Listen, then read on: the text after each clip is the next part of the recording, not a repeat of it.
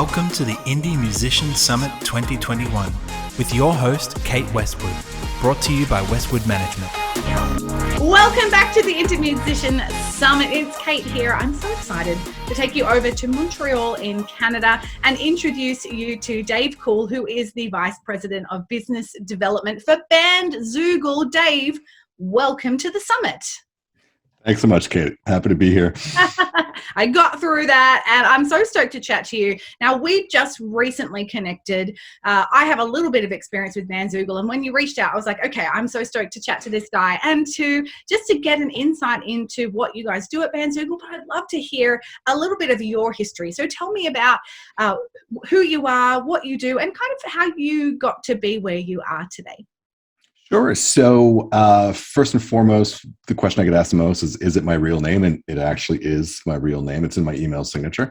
So it comes up a lot, especially, and like many in the industry, my background is as a musician. I was a musician for many years. And when I was a performing musician, people thought that Cool was my stage name. And I was like, no, that would be the lamest stage name. But yeah, so I started out as a musician, punk rock drummer, played in a lot of rock and punk rock bands out here in Montreal, did some touring, signed small record deals. And then I transitioned to the industry side of things and started my own record label. And I won't get into the whole story, but I was going to release a compilation CD. It ended up turning into a full-length documentary film with a bunch of my favorite indie artists. And the name of the film was actually called What is Indie?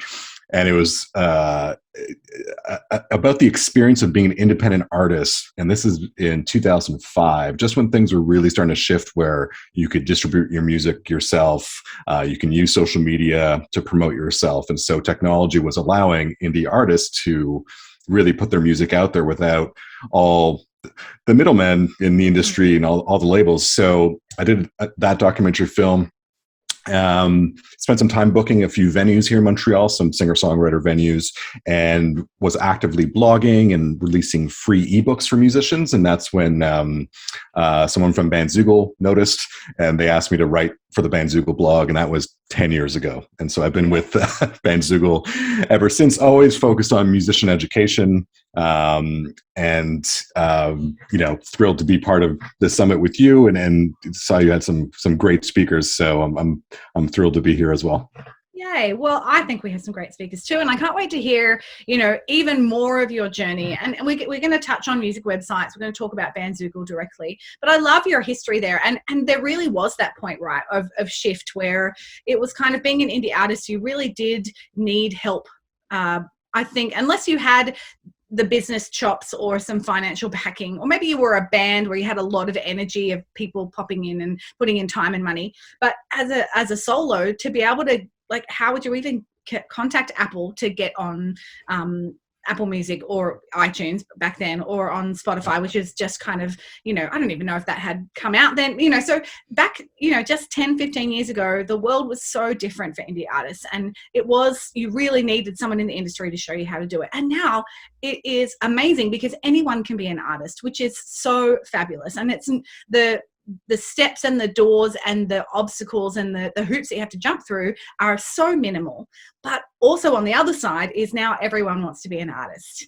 And now everyone thinks, I can do it myself, because that's what being independent means, which I don't think that's what it means. Incorrect, in Kate's opinion. But, so I think there are a lot of these artists just kind of fanging it, doing it on their own, but kind of a bit lost because they don't have a team around them. They haven't asked for help. They haven't been educated or educated themselves about exactly what you're saying about the music industry. So let's jump into what Bandzoogle is specifically. What does Bandzoogle do apart from educate musicians, like what you were saying? What do they do, and why is it good for an artist's career to have a music website? Sure. So Bandzoogle is an all-in-one website platform for musicians. So it was actually founded by a musician 18 years ago. We're celebrating our 18th birthday this month. And, it was born out of necessity because our founder had been playing in the big rock band up here in Montreal, Canada, and actually came through the music scene at the same time as him. And the band broke up. The singer wanted to go solo, so that happened. And the record label, they were signed to a major record label. And he was a web designer and had designed the band's website. So the record label hired him to design all the websites for all the bands on the record label. And there were dozens and dozens of artists on the label. And he got overwhelmed with requests to add new calendar dates, update bios, add photos. And so he built a control panel with a login for all the different artists and said, do it yourself. I don't have time. Mm-hmm. And then realized, oh, this could be useful for other musicians. So 18 years later, we power over 55,000 websites for artists around the world, including thousands in Australia. It's one of our biggest membership bases. And it's not all one platform. So you get, your custom domain included. So your own .com. It's not a profile on bandzoogle.com. You register your own proper domain. That's very important. You get hosting included, all the design tools. So we have hundreds of templates. You can completely customize them. They're ready out of the box. Our lead designer and our design team makes it so that if you do just apply a template, the colors, the fonts, everything flows nicely together. But you can take one of those, completely customize it, or start with a completely blank template and just build it up yourself. So all the design tools. And then on top of that, you can sell music, you can sell merch, you can sell tickets to shows, to live streams, you can run crowdfunding, you can run a fan subscriptions, fan club, online fan club on your website. You can sell digital files like sheet music and video content, all commission free. So Bandzoogle doesn't take any commission from sales. Never have. And I think we just crossed 83 million US dollars in commission-free sales on the platform. Now, that's historically, so we're talking probably since 2008 when the first MP3 download store was launched. But to put that number in context, even though it's from 2008, nearly half of that is in the last 2 years alone. So we've seen a huge spike in direct-to-fan sales through our platform, where fans are supporting artists directly by purchasing right from their website. So all those tools are built in. Mailing list tools built in, blog, calendar, all that fun stuff. So our platform goes a lot further than a lot of the generic big box website platforms for musicians, because for 18 years, all we've done is iterate on the features that our tens of thousands of musician members have asked us that they need and that we as musicians need on our websites. And so like our music players, calendar features, templates, everything is very musician focused. Like we're not trying to be the website builder for anyone else except the music community. So that's who we are. And it's a monthly subscription. So plans start at, I think $829 US per month.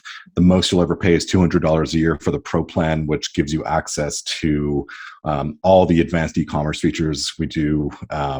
We have an integration with Printful, which is a print-on-demand service. You can do discounts and sales, and we have SoundScan reporting in North America. We're working on getting the ARIA reporting in Australia, actually, for sales. But yeah, so all in, you're paying $200 US a year, and you get everything. Domain is included, and we manage it for the artists. And this is a segue into your next question of why is it so important for artists to have a website. First and foremost is that custom domain name. And we stress that if an artist ever leaves Bandzoogle for whatever reason, they take that domain with them. They register it with us. We don't charge for it, and we manage it. But if they ever decide to leave, they take it with them because they own that. As a musician, it's incredibly important to own that little slice of the internet that's yours. You're kind of leasing space on Facebook and Instagram and TikTok now. And that's great. You engage with fans and find new fans, but those platforms always change. They come and go. Some of you watching this might have been around when MySpace was like the big social media site. And yeah, same here. And, you built up. Absolutely. And, a lot of bands built up huge followings on MySpace, but then it seemed like in an instant, it was not cool and everyone switched to Facebook, but you couldn't export your MySpace. Yeah. So you had to start over, which is an extreme example, but you see even changes with Facebook and their algorithms and the way, how they show organic content. So social media platforms are, of course, incredibly powerful, incredibly important for your overall music marketing, but you're going to want to own that slice of the internet, that space that you own and control. You control the experience. You collect and own the data that of the visitors to your site, and you're getting them on your email list, hopefully capturing that data, those email addresses, and monetizing. So your website's really where you're going to be monetizing. So you want to sell music, merch, tickets to shows. Again, you're going to make more money selling direct. On Bandzoogle, we don't take any cut, and there's other services where you can plug in and they take a small fee. But the point is that you're going to own that direct to fan relationship through your website. So that's incredibly important. Wow. So many things interesting to me out of that. Let's just jump back really quickly to what you were saying, that a huge slice of that $83 million in sales has come in the last 2 years. How much do you think that has really been attributed to the fact that COVID has happened and people have had to go online and realizing, oh, I've put all my eggs in the live gig market and forgot that crumbs, there's no other way to connect with and to sell to my audience. Do you think that it has been really directly affected because of that? Absolutely. And we saw the trend starting, and then it really accelerated when things shut down due to the pandemic. And it really forced artists to get creative and find other ways to monetize their careers. And we saw our members doing really creative things with live streams and, sending people back to we launched a bunch of features when the pandemic hit, live stream ticket sales, so you can monetize your live streams. We launched commission-free tip jar feature, so you could drive people to your website. They can tip commission-free straight to the artists. And we had one artist, they're called Enter the Haggis, and they had, like many bands at the time, they had a record produced, ready to launch, tour booked, festival dates, the North American tour for mid-March. And then early March, everything just started to fall apart. But they're really creative. They've been around for quite a while. They have an extensive discography, and they've always been really savvy with their direct-to-fan approach and marketing their music. So what they did was every 2 weeks on Facebook, they did a listening party, and they started with their first record. And every 2 weeks, they did a listening party for one of, leading up to their new album. But they did really well-produced listening parties where they did interviews with the band members, behind the scenes, stories about the songs, played the music. The whole time, there was a link at the top of the live stream and a banner running across the video with a link to their website. To a specific page for that album. It had the tip jar button, it had the album for sale, and the merch from that album. Wow. And they did that every 2 weeks, going through their entire discography leading up to their new album, and they generated nearly $20,000 doing that. Wow. So it didn't quite make up for their tour, but it made the best of what was an unfortunate and uncontrollable situation for them, and they engaged their fans and still managed to promote their new album in a really fun, creative way. So again, very important. They're driving those fans. They're collecting the emails. They're making all the money from the donations and the merch and the music sales. So that's a great example of what ideally that relationship with your fans can look like. Yeah. And a good indicator that if you have something to sell, it's likely that people will engage with it. And if you're only just releasing singles on Spotify, then there's actually no tangible product. And so, and even then those people are just paying Spotify, they're not actually paying you. So that direct fan relationship that you were saying, so pivoting, connecting, developing that, could equal people actually engaging with you. And I know anytime I get that notification that someone's bought something from my store, it's like, oh my gosh, this is the best thing ever. Because as an artist, you feel a little bit validated. You feel blown away that someone's willing to spend money on you. And man, it makes me so excited to package that up and send that out, write that note. I'm so grateful. So I love that, music websites, and exactly what you were saying there, owning your data, owning your own spot on the website, that you're not just renting or leasing from Facebook or another social media site. We had a thing last year where there was an issue with Facebook and the Australian government and news sites. And so thousands of Facebook sites were wiped.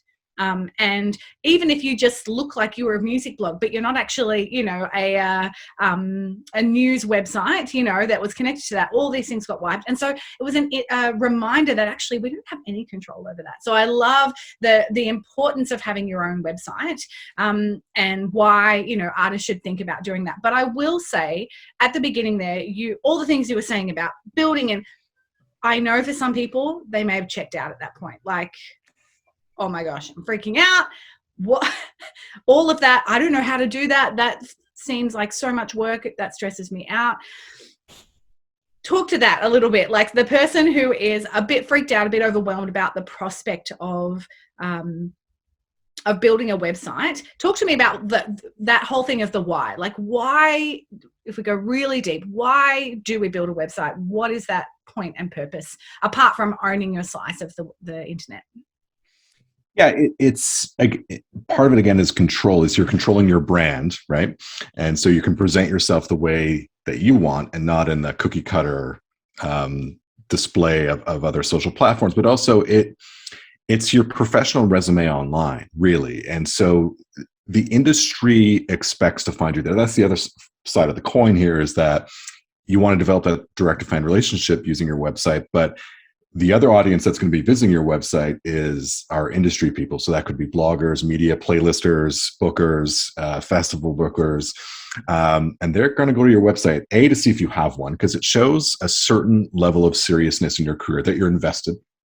And they're going to want to find certain information. And so, your website has to cater to different audiences. So I'll start with, so that's the why. It's an important professional resume online at the base level, and then you can use it to monetize and do those other things. But it's good even if you're not ready yet to build a website. Just registering that domain name, if you like, just making sure you can get that .com if you can, is very important, because it's part of your overall brand. But when you are building out your website, and this used to be Bandzoogle's slogan, and I wish we would bring it back. But for years, we used to tell people that it's so easy to build a website with Bandzoogle, your drummer could do it. And so it doesn't have to be this complicated thing. And we have an award-winning support team online 7 days a week to help. But when you are building out a website, no matter what platform, you have to think of, there's three audiences, really. There's the fans that know you. So they're going to be visiting your website probably to see what's new, if you have new music, new merch, and maybe making a purchase. Again, if they're not on your mailing list, you're going to want to have a call to action to collect those emails. Potential fans. So these are people that may have heard of you. Maybe you're opening up for their favorite artist at an upcoming show or at a festival you're also playing at. They're going to visit your website, and they're going to want to see your story, what you're all about. That's where you want to be able to put your best video, best track up front, so that everyone has short attention spans now with notifications and social media and texting and messaging. So when someone lands on your website, like, you have to hit them with your best stuff up front.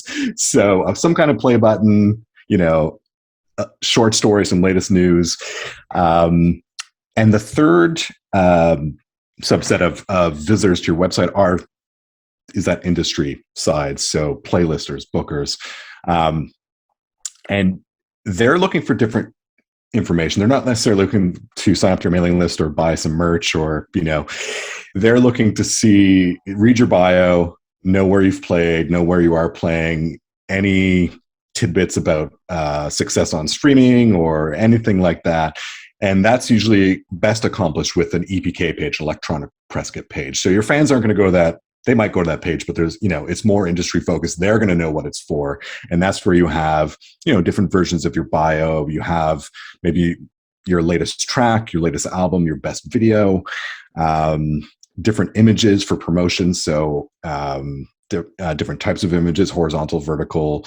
You never know, like, if you're getting booked, or if there's someone who's going to be covering you in their blog, like, and if they need an image quick, and if all you have are huge horizontal images, and they just need like a square or a vertical. So giving media and venues all of these options on one page that they can just go to, grab what they need, copy paste, and move on. That's the page to put all that information for the industry side.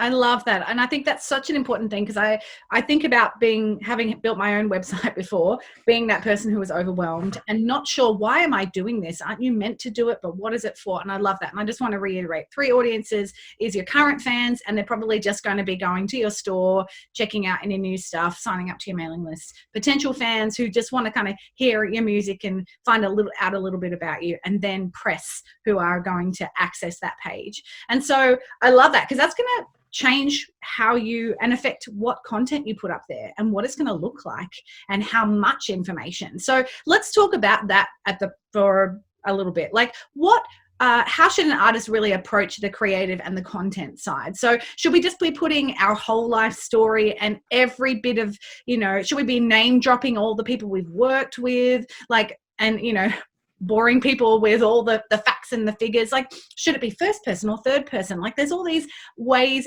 of approaching creating your website. What are your perspective? I don't think there's any necessarily right or wrong answer. There's different perspectives, but from your perspective, what works well?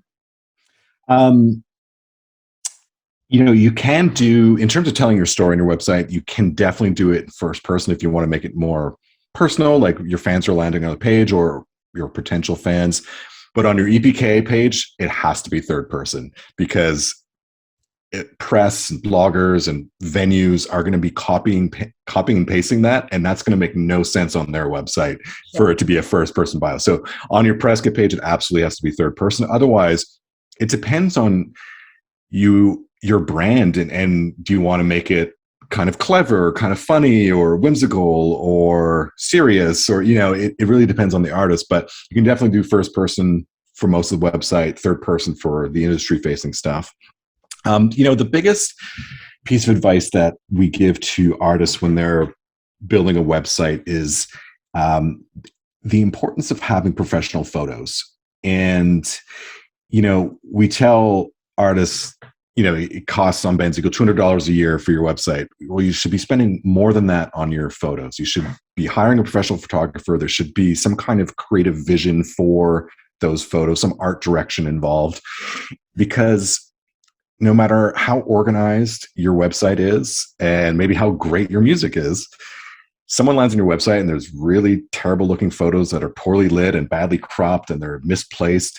It's going to create a negative impression of you right off the bat. So having professional photos, when we send out examples of Bandzoogle sites, like people are like, oh, that's so amazing. I'm like, yeah, look at the imagery. Look at the photos that they've used. Like they have a great base to work with. So when you have great imagery, it's easy to look good online, and you're going to use those photos for your website, for your EPK, for your socials, for your promo images.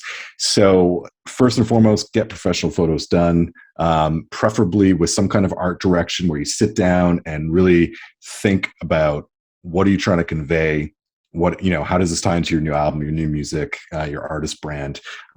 Because the band standing on the railroad tracks has been done, a lot, or standing against the graffiti brick wall, that we've seen those images a lot. And so something a little bit, more unique than that. So that's probably the biggest piece of advice that we give to artists. The other one is also to keep it simple. So like you mentioned, like telling your whole story. And I started taking piano lessons at age 3 and blah, blah, and you go on. That today, I don't think people care about that really. No. So keeping it simple, not trying to cram too much information, too much content, especially on each page. Like, it's okay to have 5, 6, 7, 8 menu, selections, and having each page be focused on your music, focused on your bio, focused on your video content, and making sure that it's not too cluttered, and that, we see, Bandzoogle has, I don't know how many features, dozens and dozens and dozens of different features. And sometimes we do website reviews all the time for our members, and we'll land on a site and the homepage just has like 45 features on it. All of them. Yeah, just got to declutter this a little bit. So just, being mindful of not cluttering the page, not pushing too much information. Again, people People are busy. They have short attention spans. They're getting pulled in all different directions. So when they land on your website and you have their attention, make it count. Don't make them search or look too long for something that they need. They'll move on maybe to the next artist. Yeah. That's really good. I think because if we know what audience we're going for, exactly what we talked about, those three, then we're going to think about, okay, if I'm someone who've never heard of me but is just searching me out for a particular reason, what do they want to know straight away? What do they need to find out on that first page without going? If they don't go anywhere else in the website, they need to know. They need to listen to a song. They need to find out a couple of things about me, where I am on socials, and get a sense of my brand, I guess. So some simple things that, okay, if I was the person looking at this website, what would I want to see? And, I definitely did that. And I would recommend that people go and do some research and have a look at other websites and go, oh, that's cool. I like that. Oh, that's a bit cluttered. That put me off. That's too dark. Oh, there's too many things to see. Or I wanted to scroll down and find something, but I couldn't find it. Research is so important, and I'm sure there's plenty. Can you search on Bandzoogle and search for other websites, or do I need to know them directly? I'm just particularly interested. You can't search, but we do have an examples page that has a few dozen different examples, which we're always switching out. In our blog, we update it 2 to 4 times a week, and usually one of those posts is showing off examples. Usually you have a certain genre of music, so you can do a search for different genre websites, and you'll see those pop up. But our support team gets asked often, like someone will see a website on that examples page, be like, hey, how did they do that? And then we show them how they do that. And this reminded me of another piece of advice that we get to artists is with font selection, and also just the body text on your website is like try not to be too fancy. People have to read the content, and so just keeping it simple, choosing a simple font, nothing too fancy or designy, and also making sure there's good contrast between the background, whether it's especially with a background image or just the background color, so that the text is legible, because we'll land on sites where it's light gray text on a black background, or dark gray text on a black background, or like red text against just keep it pretty simple. It's we're creatives, we want to find ourselves through our fonts, and to express our personality through the colors. Totally. And it's funny you say that, because like we tell artists, your music is your art, but your website is your business. And so making sure that the website is it shows off your creativity and your brand, but when it comes to the content on it, it's got to be, like the menu names shouldn't be guesswork. Like I shouldn't have to try to figure out where your music is. Just call it music on the page. Or we see some that's like my journey or explore. I'm like, explore what? Like I have 2 minutes. Like I'm trying to find your upcoming gig dates. Just put gigs or calendar or shows. And it sounds a little harsh, and I'm kidding, but it's really just keeping it simple, legible, organized, so that when people are landing on your website, they're able to immediately click where they are, for the content that they're looking for.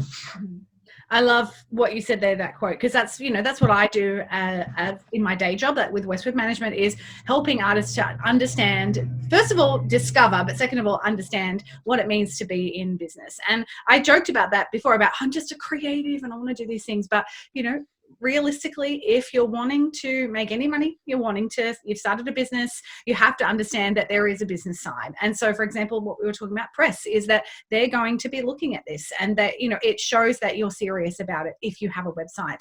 And it doesn't have to be overwhelming. Exactly what you said. It can be really simple. It can just be one scroll page, that connects to different sites. I have some things where, my store is on another site because that's how I had built it. And so, so I just direct link to that. It doesn't all have to be together. You can make it work with the bunch of different things, but I love what you're saying there, to be thinking this is a business. And so you do have to approach it in that space, approach it seriously, but then bring your brand character to what you're doing. I love that. So cool.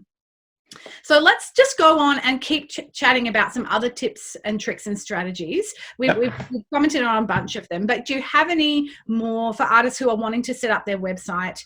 How much time should they spend? How often should they be checking or updating? I'd love to know if you have any other ideas for artists getting started with their website.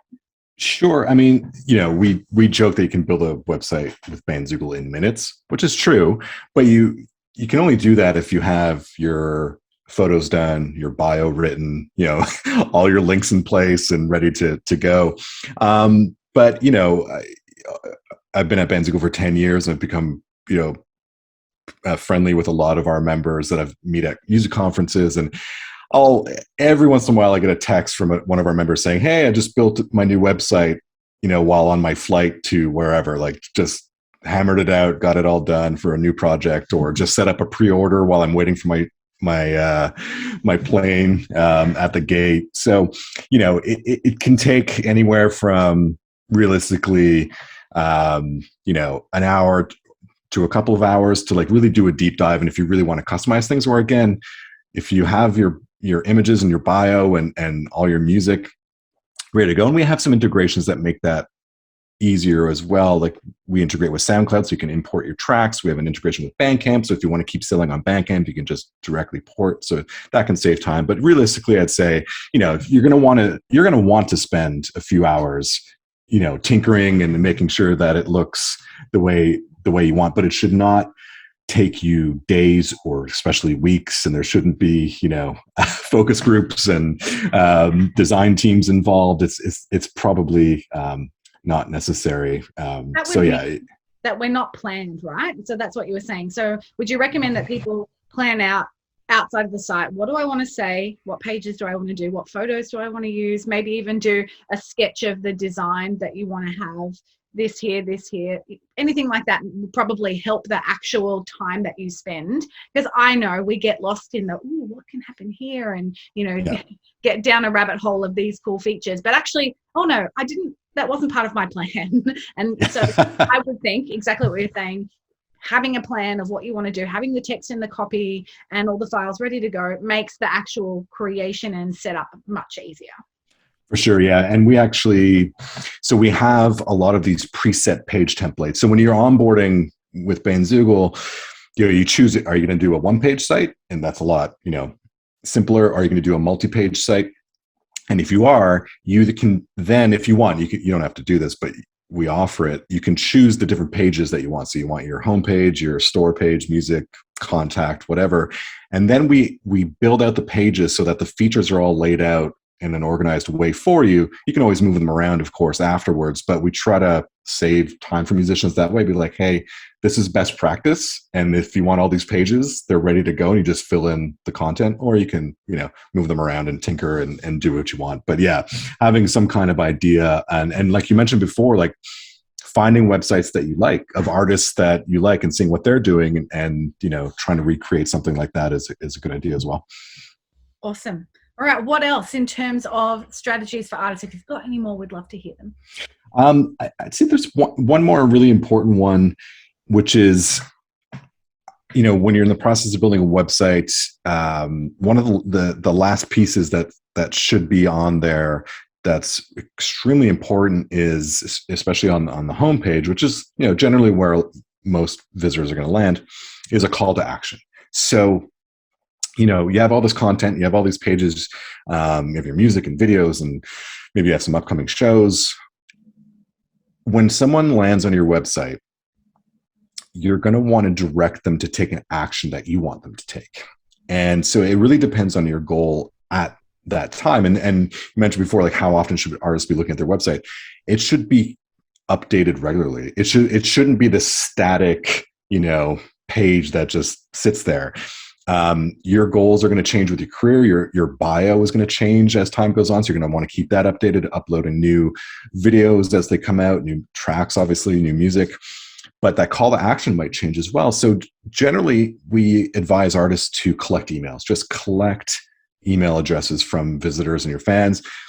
Because again, you own that data. And with Bandzoogle, we have a built-in mailing list tool. But if you're using MailChimp, You can export the emails you're collecting through Bandzoogle, put them in MailChimp, or vice versa. And if you ever leave Bandzoogle for whatever reason, you take that database with you. So you take your email addresses and you take your custom domain name. You own that. That's yours. So you own that relationship with your fans when you have that email data. It's incredibly powerful. And so generally speaking, especially when you're starting out, you're going to want to build that mailing list as much as you can. So we encourage artists to put a clear call to action right when someone lands on the site, and offering some kind of incentive.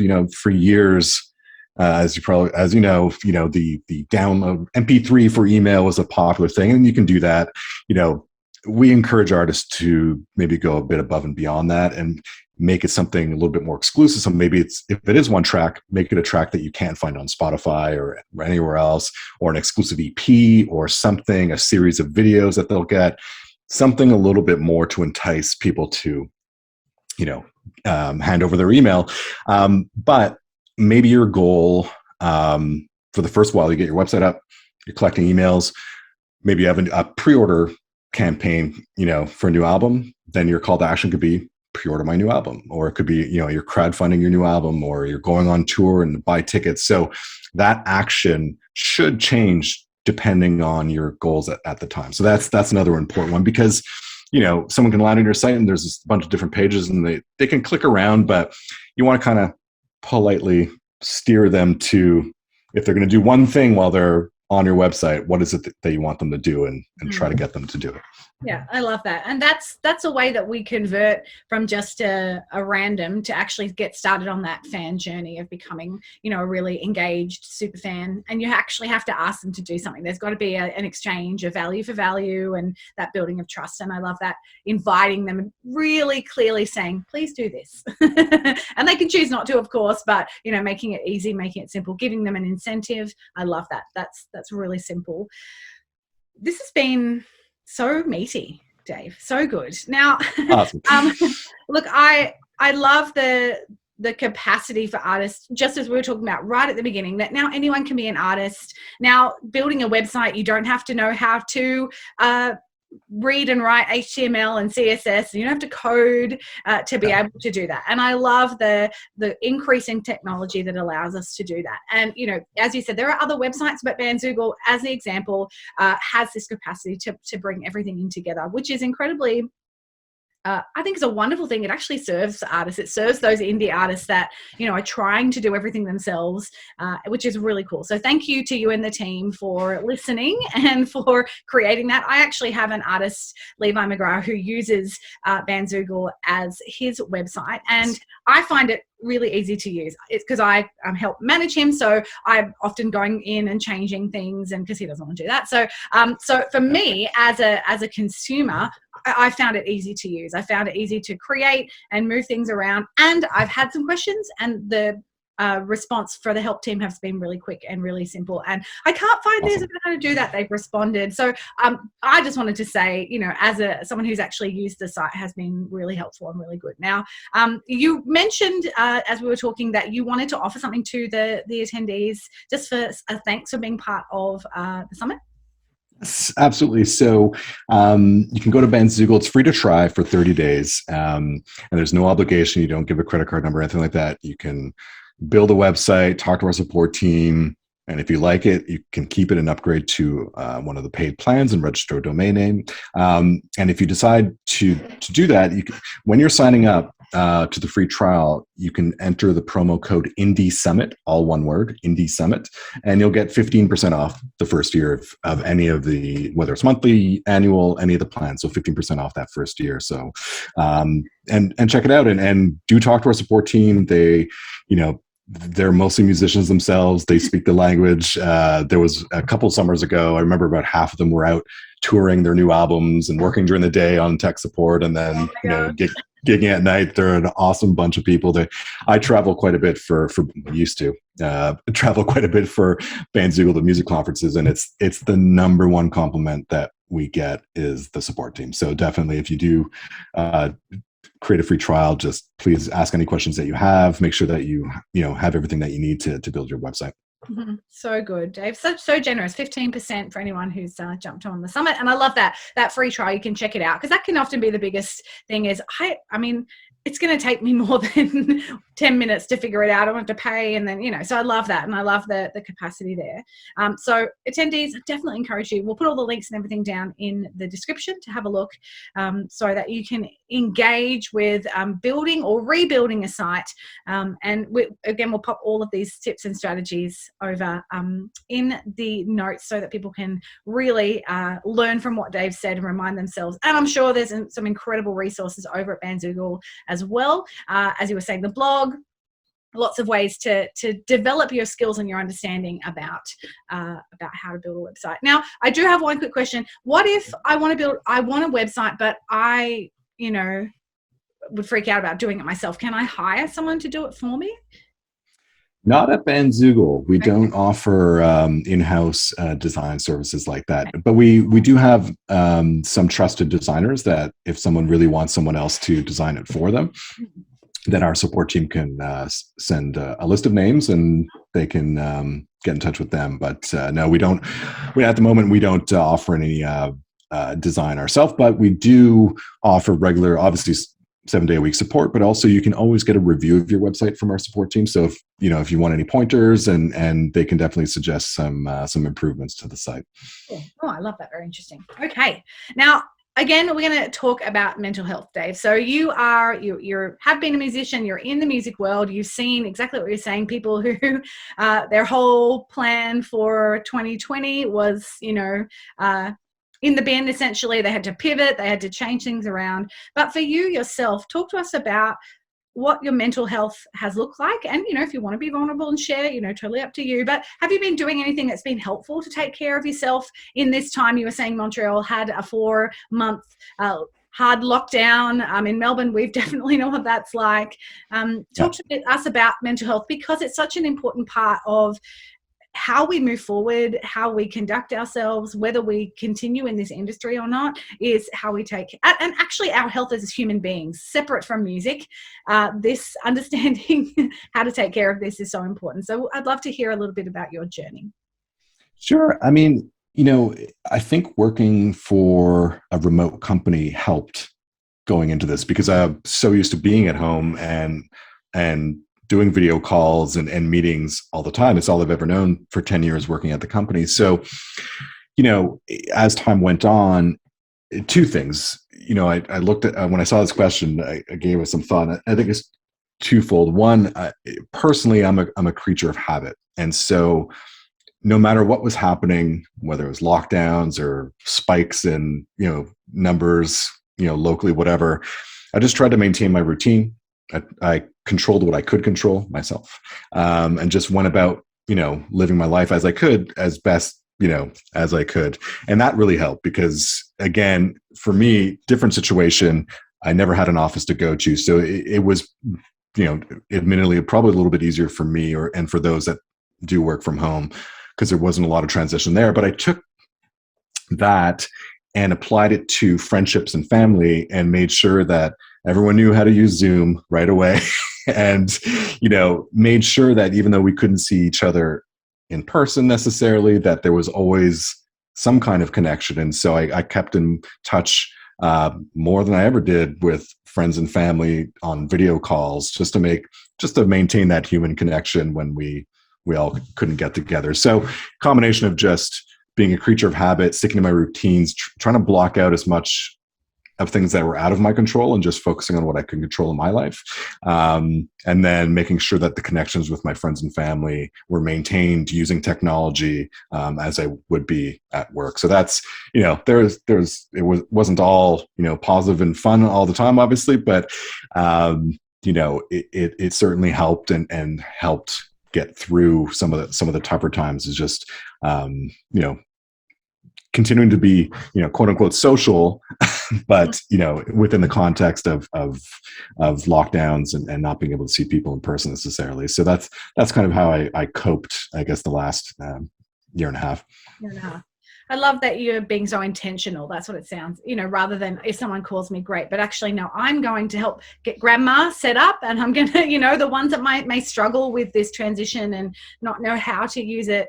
You made it easy for them, but then also that made it easier for you to continue to develop the relationships and to stay connected with them. And I love that intentionality and that using of your strength to lend to others who may not have strengths in those areas. So I think that's something that when we're able to use our strength, we're able to help someone else. That's a really great booster for our mental health as well. So I think that's, from what you were saying, finding out what your strength is. And if you can lend that strength to someone else, I always think that helping other people is a really great way to get ourselves out of our head and out of that negative spiral that we have, because as human beings, we're meant to be lending and sharing with one another. And so I love that perspective. That's a great point. Yeah. Yeah. Love that. Intentional with those relationships. Oh, so good. I get to hear all these things, and I'm inspired by just the way that people are approaching it. And, whether we do all those things all the time or not, I have some bad days, and some days I'm able to snap myself out of it. And other days I just hang on the couch. You just have to kind of go with it a little bit and not be too hard on yourself. But I love that you've been able to do that. And from someone who's worked at home as well, that hasn't been a super huge thing because I was already working from home, so I understand that. But for some people, of course, huge transition from being in an office to being at home. So Dave, thank you so much for sharing. I love connecting. I just love your insight.